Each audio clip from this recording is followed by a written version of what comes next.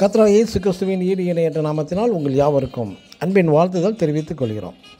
இன்று நாம் தியானத்துக்கு எடுத்துக்கொள்ள இருக்கிறதான வேத வசனம் ஆதியாகம புஸ்தகம் 13ஆம் அதிகாரம் 9ஆம் வசனம்.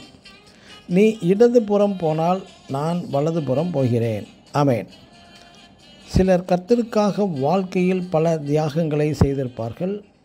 அநேக காரியங்களை விட்டு விலகி வந்திருப்பார்கள். தவறான பக்தி முறைகளை விட்டும் வந்திருப்பார்கள்.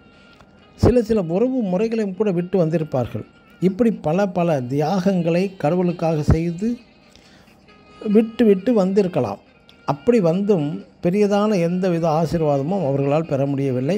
திருப்திகரமான ஆசீர்வாதம் பெறாமல் இருக்கிறார்கள். காரணம் என்ன?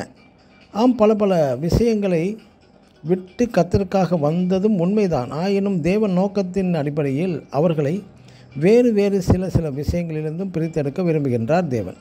ஆனால் அங்கெல்லாம் விலக முடியாது என்று இருப்பார்கள். உதாரணமாக, இராணுவத்தில் சேர்கிறவன் நாட்டிற்காக தனது குடும்பம், தனது உறவு, தனது மனைவி, மக்கள், தனது மொழி, இப்படி பல காரியங்களை விட்டு வந்திருக்க முடியும். ஆனாலும் இராணுவ விதி என்னவென்றால், அவன் கண்டிப்பாக போருக்கு எந்த நேரத்திலும் ஆயத்தமாக இருக்க வேண்டும். போரிட தயாராக இருக்க வேண்டும். போர் வரும்போது போருக்கு போக வேண்டும் என்பதுதான் மிக முக்கியமான ஒன்று.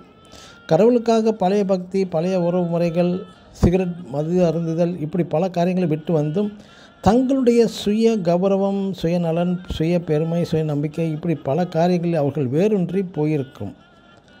இவற்றில் எல்லாம் இறங்கி வர தயாராக இருக்க வேண்டும். தேவன் மகிமைப்பட, தேவ நோக்கம் நிறைவேற அவற்றை கண்டிப்பாக விட்டு தான் வர வேண்டும். எனக்கு அன்பான தேவனுடைய ஜனமே, ஆபிரகாம் தன் நாட்டை விட்டும் தன் ஜனத்தை விட்டும் புறப்பட்டு வந்தான். ஆனாலும் தன் கூடவே லோத்தையும் அழைத்தும் வந்துவிட்டான்.